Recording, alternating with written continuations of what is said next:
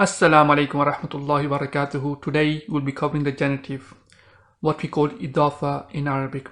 We have already done one lesson on genitive before, and today's lesson will build on that. So if you haven't watched the video, go and watch the video first. Today is lesson 9 of the course we are doing. I'm using a method which particularly helped me when I was learning Arabic. This method focuses on most commonly used Arabic words in daily life, and then he applies that in form of translation exercises. And it gives you the grammar rules, but it doesn't overburden you with the grammar rules. Rather, it only gives you specific rules which enable you to begin making up your own sentences, and each lesson builds on the previous lesson. In line with my previous lesson, today's lesson is divided into two parts. First part, I will be explaining some essential rules, and second part, I will be doing the translation exercises. But unlike my previous videos, I'll be making a separate video for second part to make it easier for you guys to digest. As I learned through my experience while I was learning Arabic, that the key learning takes place when you actively engage in applying the vocabulary and the rules you've learned in real life. So stick along for the second part, which should be out in a couple of days, inshallah, because that will benefit you greatly in terms of practically applying Arabic in your daily life, whether it's conversation or whether it's reading and writing. Genitive or Idafa construction can be viewed as ownership or possession. You can imagine it in the way we use of in English. For example, we say the books of the boy, or we say the houses of the man, or the pen of Zaid. All of these is effectively genitive or Idafa possession in Arabic. The first part is known as possession, or what we call in Arabic Idafa, and the second part is possessor, or what we call mudaf ilayhi. Moving on to using duals and sign masculine plural in the genitive construction. Again, refer to my lesson on duals and sign masculine plural if you don't remember what we covered in the lesson. Both duals and sign masculine plural have the noon ending, i.e. they have the noon at the end. The key rule here is that the noon drops from both dual and sign masculine plural when they form Idafa or possession in a genitive construction. For example, in the nominative state, we have Baytani. Baytani is the dual of Baytun. It means two houses. So it has the noon ending. Thus in nominative. And in genitive is Baytaini. Baytaini. So it has Ani ending, Baytani, and Aini ending, Baytaini, in the accusative and genitive. Now when you put that into genitive construction as the possession, let's see what happens. The noon drops. So it becomes Baytar Rajuli. Baytar Rajuli. The two houses of the man. Baytar Rajuli. As you notice, the noon drops, and this Bayta is nominative. Similarly, we can say Bayta Muhammadin. Bayta Muhammadin. The two houses of Muhammad. Again, the noon drops. Moving on to a slightly more complex example, we have Baba Baytayir Rajuli. Baba Baytayir Rajuli. So here, Baba is nominative. So it was Babani first. It means two doors. Because it's the possession in the Dafa construction, the noon drops in the two doors of the two houses. And as you know, it would have been Babal Baytaini, right? If you ended there. However, in this case, there's double genitive construction here, because Baba, the two doors, is the possession of Baytaini. Baytaini in return, or Baytiya, is the possession of Rajuli. So here what happens?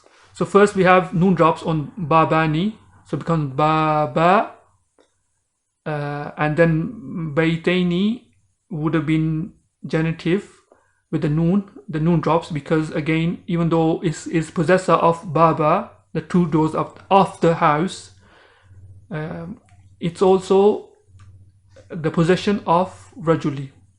So here Baytayi is mudaf and mudaf ilayhi at the same time. It's mudaf ilayhi or possessor of baba, and it's mudaf or possession of ar-rajuli.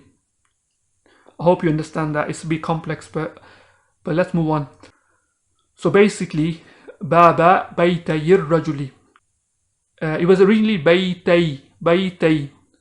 The only reason why ya gets kasra underneath is because it has to join directly onto ra. Again, that's covered in lesson 1. Because the alif in alif lam is hamzatu wasl, which is not pronounced if there is a haraka before it, number 1. And ra is what we call as haruf shamsi, so the lam is not pronounced. So refer to lesson 1 if it doesn't make sense. Okay, so it becomes baita yir rajuli, the 2 doors of the 2 houses of the man. And if you rephrase that in English, you could just say the man's 2 houses has these 2 doors. It's be a mouthful. So we also have ibnatal waziri, the 2 daughters of the minister. Before it was ibnatani, the 2 daughters. The noon drops. Ibnatal waziri, and obviously abnata here is nominative. So these 4 examples were for dual. Moving on to the plural, we have muallimul waladi. So originally it was muallimuna, the noon drops again. So from the una ending it becomes u. In this case muallimu is nominative. We have kataba li muallamiyil madrasati. He wrote to the teachers of the school. And here the reason why muallami is genitive is because it has the lam harf jar before it, as covered before in previous lessons. And it was originally muallimina, and because it's the possession of madrasa, i.e. the Idafa of madrasa, it becomes muallami, the noon drops. And again the ya gets a kasra, so it can join directly onto the lam of al madrasa. Muallamiyil madrasati. He wrote to the teachers of the school. Moving on to second type of nouns we want to cover in this lesson is the 5 nouns which, when followed by a genitive, they have a long vowel. These 5 nouns are abun, which means father, hamun, which means father-in-law, akhun, which is brother, famun, which means mouth, and zu, which means possessor of or master of. So these nouns have these endings when they are used as idafa or possession in a genitive construction. So for example, we have abu when it's nominative, aba when it's accusative, and abi when it's genitive. Same for hamun is hamu when it's nominative, hama when it's accusative, and hami when it's genitive. For akhun it will be akhu, akha, akhi. And for famun it will be fu, fa, fi. And for dhu it will be dhu, dha, thi. So let's look at examples. Let's take abun and put it in the genitive construction and see how it works. The first example we have wasala abu muhammadin. Wasala abu muhammadin. Muhammad's father arrived. Here it's abu because it's nominative, it's the subject of wasala. And Muhammad is genitive because it's the mudaf ilayhi or the possessor. So the father of Muhammad arrived. The second example is qatalu aba zaydin. Qatalu aba zaydin. Here I replace the name Muhammad with Zayd for respect for this name Muhammad. It means they killed the father of Zayd. They killed the father of Zayd.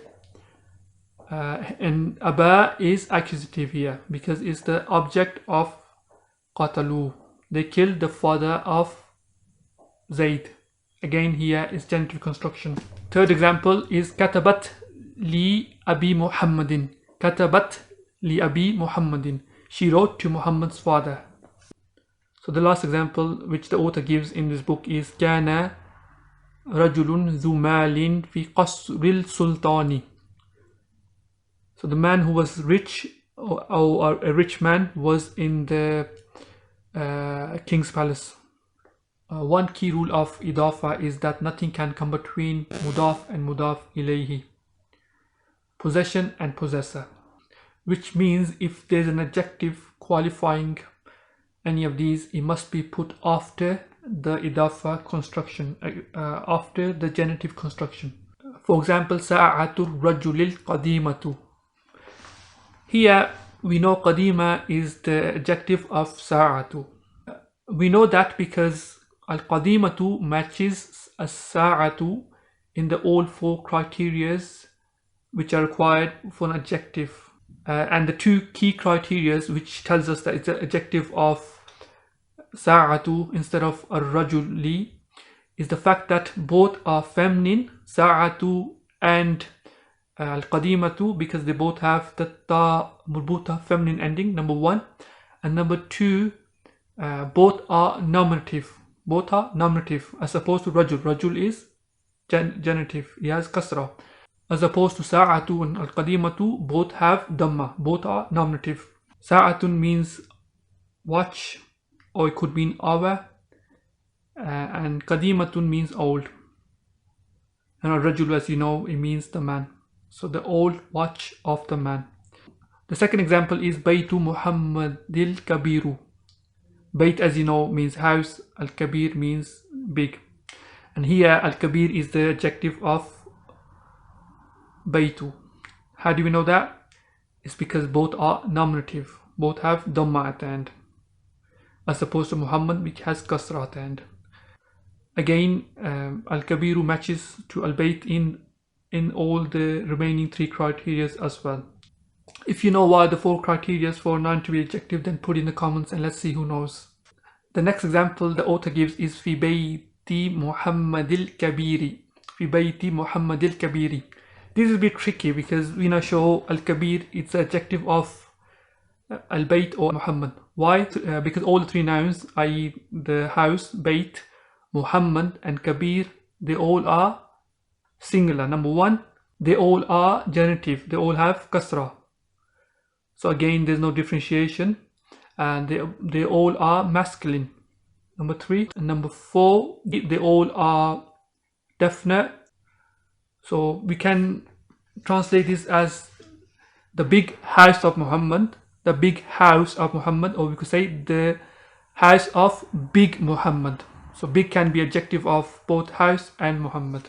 Another thing to learn from this chapter is the body parts like such as eyes, ears and hands, which appear in pairs. When we use them in Arabic, we treat them as dual instead of plural. For example, we say Aynal binti, Aynal binti, instead of saying Ayunul binti, Ayunul binti. And here Ayun is still has noon because it's not sound masculine plural, it's broken plural. Sometimes you use the Idafa constructions in places where min can be used. For example, kit'atu lahmin, kit'atu lahmin. Instead of writing kit'atun min lahmin, even though both are correct. Kit'atun means piece, lah means meat, piece of meat.